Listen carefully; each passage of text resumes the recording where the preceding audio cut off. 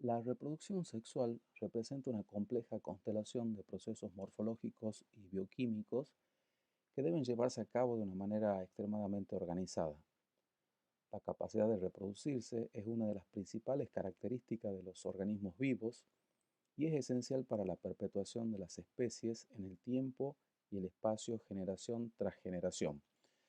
Esta transmisión de información a la descendencia se logra a través de la formación de las gametas femeninas y masculinas, seguidas más tarde de la fecundación y el desarrollo embrionario. En tal sentido, la liberación del ovario de una gameta madura y en óptimas condiciones para recibir al espermatozoide es la etapa clave del proceso reproductivo. El proceso de formación de las gametas femeninas u ovogénesis se caracteriza por ser discontinuo. Desde el momento del desarrollo embrionario hasta la fertilización, el ovocito se somete a varios periodos de quiescencia y a otros de metabolismo activo. Lo que ustedes están viendo en la fotografía, las fotografías, es el mismo ovocito, solamente que la fotografía de la izquierda fue tomada con un microscopio óptico común, en donde puede apreciarse fundamentalmente la morfología de ese ovocito. Y la fotografía de la derecha es, bueno, el mismo ovocito, solo que aquí se emplea una luz especial para resaltar el material genético de dicha célula. La reproducción sexual representa una compleja constelación de procesos morfológicos y bioquímicos. La formación de las gametas es lo que se conoce como gametogénesis y es un proceso meiótico que tiene la finalidad de producir células sexuales o gametas que son haploides, con el propósito de restablecer la dotación cromosómica de la especie durante la fecundación. La reproducción. En la clase del día de la fecha vamos a estudiar la gametogénesis en dos modelos. En mamíferos, la reproducción, y en otro modelo animal que es anfibio, muy empleado en nuestra cátedra. Entonces, ¿cuándo comienza y cómo comienza la ovogénesis en el caso de los mamíferos? La reproducción sexual representa una compleja constelación de procesos morfológicos y bioquímicos que deben llevarse a cabo de una manera extremadamente organizada. La capacidad de reproducirse es una de las principales características de los organismos vivos y es esencial para la perpetuación de las especies en el tiempo y el espacio generación tras generación. Esta transmisión de información a la descendencia se logra a través de la formación de las gametas femeninas. Existen distintas teorías que tratan de explicar cómo se forman las gónadas y a su vez cómo se forman estas gametas, ya sean masculinas y femeninas. Una de estas teorías es la del plasma germinal. ¿Y qué es lo que dice? Básicamente que en el ovocito existen determinantes citoplasmáticos que después de producirse la fecundación y posteriormente la segmentación, esos determinantes citoplasmáticos van a quedar delimitados a ciertas células y esas células son las que más tarde van a dar lugar a las gametas. La reproducción sexual representa una compleja constelación de procesos morfológicos y bioquímicos que deben llevarse a cabo de una manera extremadamente organizada. La capacidad de reproducirse es una de las principales características de los organismos vivos y es esencial para la perpetuación de las especies en el tiempo y el espacio generación tras generación. Esta transmisión de información a la descendencia se logra a través de la formación de las gametas femeninas y masculinas, seguidas más tarde de la fecundación y el desarrollo embrionario. En tal sentido, la liberación del ovario de una gameta madura y en óptimas condiciones para recibir al espermatozoide es la etapa clave del proceso reproductivo. El proceso de formación de las gametas femeninas u ovogénesis se caracteriza por ser discontinuo. Desde el momento del desarrollo embrionario hasta la fertilización, el ovocito se somete a varios periodos de quiescencia y a otros de metabolismo activo. Lo que ustedes están viendo en la fotografía, las fotografías, es el mismo ovocito, solamente que la fotografía de la izquierda fue tomada con un microscopio óptico común, en donde puede apreciarse fundamentalmente la morfología de ese ovocito. Y la fotografía de la derecha es, bueno, el mismo ovocito, solo que aquí se emplea una luz especial para resaltar el material genético de dicha célula. La formación de las gametas es lo que se conoce como gametogénesis y es un proceso meiótico Así es que 24 días después de haber ocurrido la fecundación en el saco vitelino pueden observarse células germinales primordiales, que migrarán luego hacia los esbozos gonadales, llevando a cabo en conjunto con otras células la formación de las gónadas. Estas células son grandes y poseen un núcleo redondo con uno o varios nucleolos. Además, en su citoplasma existen muchas mitocondrias, túbulos y cisternas del retículo endoplasmático, polirribosomas, complejos de Golgi, microfilamentos y un número variable de partículas de glucógeno y gotas lipídicas.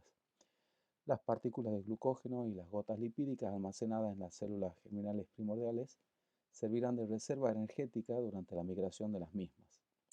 Esta migración se encuentra orquestada por fenómenos de quimiotaxis y por la presencia de matrices extracelulares que sirven de señalización para el desplazamiento celular.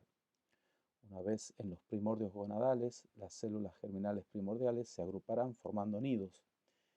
Los nidos son estructuras muy conservadas durante la evolución, que se han observado en hembras de grupos tan diferentes como insectos, anfibios, roedores, aves y también en la especie humana. Se ha sugerido que estas estructuras incrementan el almacenamiento de materiales y nutrientes necesarios para el óptimo desarrollo de las células germinales. La reproducción sexual representa una compleja Bueno, vamos a comenzar describiendo el aparato reproductor femenino. Esto es algo que lo van a estudiar en detalle en anatomía, pero podríamos decir entonces que la vulva está compuesta de las partes genitales femeninas que se encuentran afuera del cuerpo. Y allí encontramos los labios mayores, que son un par de repliegues fibroadiposos de piel que se extienden desde el monte de Venus hacia abajo y hacia atrás. Los labios menores, que se encuentran entre los labios mayores, con los cuales se fusionan por detrás, y están separados en dos repliegues al aproximarse hacia el clítoris por delante. El clítoris, que es como un iceberg, solo se ve la cuarta parte de lo que es en realidad, se encuentra envolviendo el túnel vaginal, extendiéndose con terminaciones nerviosas hacia los muslos y formando parte de la vulva. Hay más de 8.000 terminaciones nerviosas solo en la punta del clítoris, el doble de lo que tiene el pene. Y el orificio vaginal, que está rodeado por el himen, es un repliegue de mucosa, y a cada lado del vestíbulo se localiza la abertura del conducto de las glándulas vestibulares mayores de Bartolín. La reproducción sexual representa una compleja constelación de procesos morfológicos. La vagina, a su vez, es un tubo fibromuscular que se extiende desde el vestíbulo vulvar hasta el útero, y esta vagina está compuesta por tres capas: la muscular, la adventicia y la mucosa. Con respecto a la mucosa, está conformada por un epitelio escamoso estratificado no queratinizado, carente de glándulas. La lubricación vaginal ocurre sobre todo por trasudación, con contribución de las secreciones de las glándulas cervicales y de Bartolín. La mucosa tiene un tipo característico de repliegues transversos y es sensible a las hormonas. Esta mucosa está colonizada por una microbiota mixta en donde predominan los lactobacilos. La reproducción sexual representa la matriz o útero, es un órgano piriforme, fibromuscular que consta de dos partes, un segmento bajo constituido por el cuello uterino y un segmento alto que es el cuerpo. El cuello uterino es el que queda expuesto a la vagina, donde se puede observar el exocervix. Tiene una superficie convexa, donde aparece el orificio cervical externo que da paso al conducto endocervical, el cual mide de 2 a 3 centímetros de longitud y se abre en sentido proximal en la cavidad uterina a nivel del orificio cervical interno. El cuerpo varía en tamaño y forma según el estado hormonal o reproductivo. La posición del útero en relación con los otros elementos pélvicos es también variable. A cada lado de la parte alta del cuerpo hay una porción en forma de embudo que recibe la inserción de las trompas de falopio. Por arriba de esta parte, lo que resta del útero se denomina fondo. La cavidad uterina está tapizada por una mucosa, el epitelio cilíndrico, y está formado por glándulas y cuenta con estroma especializado. Experimenta cambios estructurales y funcionales cíclicos durante la etapa reproductiva, con desprendimiento irregular del endometrio superficial y regeneración a partir de la capa basal. La capa muscular del útero se llama miometrio, está constituida por fibras de músculo liso entrelazadas y su espesor varía entre 1,5 y 2,5 centímetros. La tercera capa es el perimetrio, que es una serosa. La reproducción sexual representa una compleja constelación de procesos morfológicos y bioquímicos que deben llevarse a cabo de una manera extremadamente organizada. La capacidad de reproducirse es una de las principales características de los organismos vivos y es esencial para la perpetuación de las especies en el tiempo y el espacio generación tras generación. Esta transmisión de información a la descendencia se logra a través de la formación de las gametas femeninas y masculinas, seguidas más tarde de la fecundación y el desarrollo embrionario. En tal sentido, la liberación del ovario de una gameta madura y en óptimas condiciones para recibir al espermatozoide es la etapa clave del proceso reproductivo. El proceso de formación de las gametas femeninas u ovogénesis se caracteriza por ser discontinuo. Desde el momento del desarrollo embrionario hasta la fertilización, el ovocito se somete a varios periodos de quiescencia y a otros de metabolismo activo. Lo que ustedes están viendo en la fotografía, las fotografías, es el mismo. La mucosa cervical en general contiene tanto epitelio escamoso estratificado, característico del exocervix, como epitelio cilíndrico secretor de moco, que es característico del conducto endocervical. La intersección a nivel de la cual se unen ambos epitelios es la unión escamocilíndrica, que es variable desde el punto de vista anatómico y depende de la estimulación hormonal. Esta zona de transformación es la más vulnerable al desarrollo de neoplasias escamosas. La producción de moco cervical se encuentra bajo el influjo hormonal. Varía entre un moco profuso, claro y diluido alrededor del momento de la ovulación hasta un moco escaso y denso característico de la fase posovulatoria del ciclo menstrual. En la profundidad de la mucosa y la submucosa, el cuello está compuesto por tejido conectivo fibroso y por una pequeña cantidad de músculo liso de distribución circular.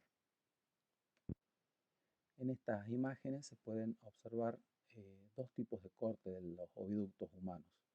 Uno es un corte longitudinal y el otro corresponde a un corte transversal. Las trompas o oviductos son estructuras huecas y pares. Su longitud varía entre 7 y 12 centímetros y su función consiste en captar al ovocito, proveer un ambiente físico para la concepción y transportar y nutrir a ese ovocito fecundado. Las trompas están divididas en tres regiones: el istmo, la ampolla y las fimbrias. El istmo es el segmento estrecho más cercano a la pared uterina. La ampolla, el segmento de mayor diámetro en relación con el istmo. Y las fimbrias, que se abren hacia la cavidad peritoneal. Esta abertura está dotada de numerosas salientes digitiformes que ofrecen una superficie muy amplia para la captación del ovocito. Las fimbrias ováricas constituyen una conexión entre el extremo de la trompa y el ovario. La mucosa tubárica está constituida por un epitelio cilíndrico ciliado que se vuelve cada vez más complejo conforme se aproxima hacia el extremo fimbriado. La capa muscular consiste en dos capas, una es circular y la otra es longitudinal, y la trompa está cubierta por el peritoneo. La reproducción sexual representa una compleja constelación de procesos morfológicos y bioquímicos que deben llevarse a cabo de una manera extremadamente organizada. La capacidad de reproducirse es una de las principales características de los organismos vivos y es esencial para la perpetuación de las especies en el tiempo. A esto no se lo tienen que aprender, simplemente está representando un esquema y una fotografía de lo que sería el aparato reproductor de otros mamíferos, concretamente de una cerda. Y es para que tengan una idea de la diferencia que existen dentro de la anatomía entre, por ejemplo, lo que venimos describiendo, lo que sería el humano y un animal. La reproducción sexual representa una compleja constelación de procesos morfológicos y bioquímicos que deben llevarse a cabo de una manera extremadamente organizada.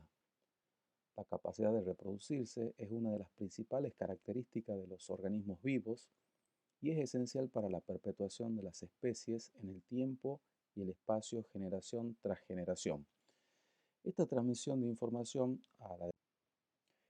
en tal sentido, aquí se representa también mediante un esquema y fotografía el aparato reproductor femenino de roedores, que es característico porque posee un útero bicorne, lo que le permite albergar varias crías. Fíjense que tiene una forma de y esa longitud justamente es lo que le permite a estos animales tener una camada numerosa. Esta es una fotografía de un ovario tomada en el laboratorio durante una disección y en donde se puede apreciar claramente regiones más translúcidas sobre la superficie de ese ovario que corresponden a los folículos ováricos. Así se ven los folículos de manera macroscópica. Aquí se representa mediante un esquema, un corte longitudinal de un ovario y hacia la derecha hay una fotografía también tomada en el laboratorio de lo que sería un corte longitudinal de ese ovario.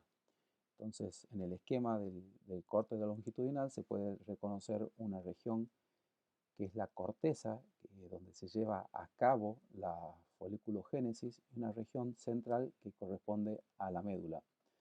Además, existe un hilio, que es la región por donde ingresan los vasos sanguíneos y los nervios al órgano.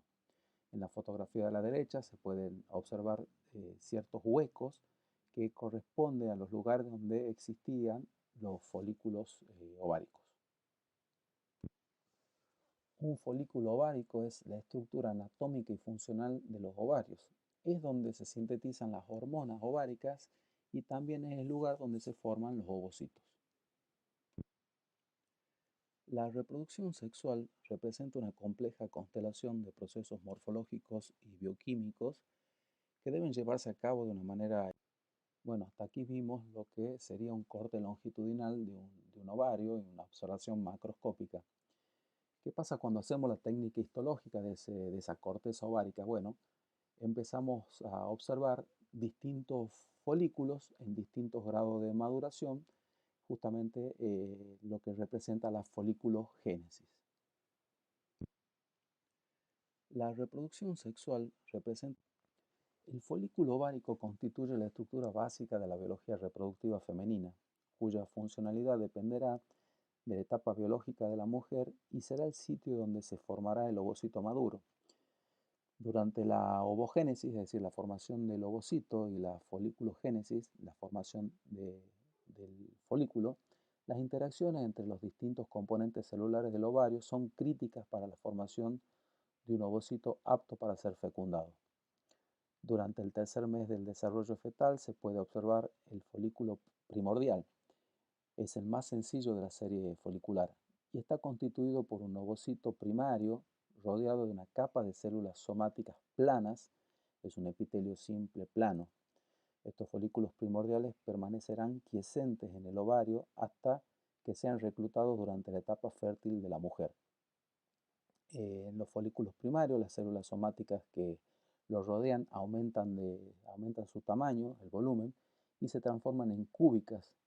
Acá ya tenemos un epitelio simple cúbico. Este folículo primario posee en su interior un ovocito que ha aumentado de tamaño, pero permanece en el estadio de diplonema. A medida que crece el ovocito, entre este y las células somáticas adyacentes aparece una capa homogénea birefringente, conocida como zona pelúcida, que es rica en glucosaminoglucanos y glucoproteínas, que son producidas tanto por el ovocito como por las células foliculares. La reproducción sexual representa, como consecuencia de la intensa actividad mitótica de la monocapa de las células foliculares, se desarrollarán dos o más capas celulares que se llaman células de la granulosa, originándose de esta manera el folículo secundario. Las células foliculares adquieren en este estadio receptores para una hormona que es la FSH y también para las hormonas esteroideas. Simultáneamente con la proliferación de las células de la granulosa se desarrolla alrededor del folículo otra capa de células. Las células de la teca se subdividen a su vez en dos capas, la teca interna y la teca externa, y adquieren receptores para otra hormona que es la LH. El folículo secundario posee de 5 a 6 capas de células de la granulosa. En esta etapa el ovocito alcanza su máximo tamaño, aproximadamente 120 micras, pero continúa detenido o arrestado en la profase meiótica. El folículo antral posee un estrato de células de 6 a 12 capas y presenta cavidades llenas de líquidos. Este líquido posee a su vez factores de crecimiento, enzimas, hormonas esteroideas y peptídicas, mucopolisacáridos y electrolitos secretados por las células de la granulosa y por trasudación a partir de capilares sanguíneos que irrigan la teca interna. A medida que se acumula el líquido rico en ácido hialurónico entre las células de la granulosa, las cavidades empiezan a coalescer hasta formar una única cavidad conocida como antro folicular.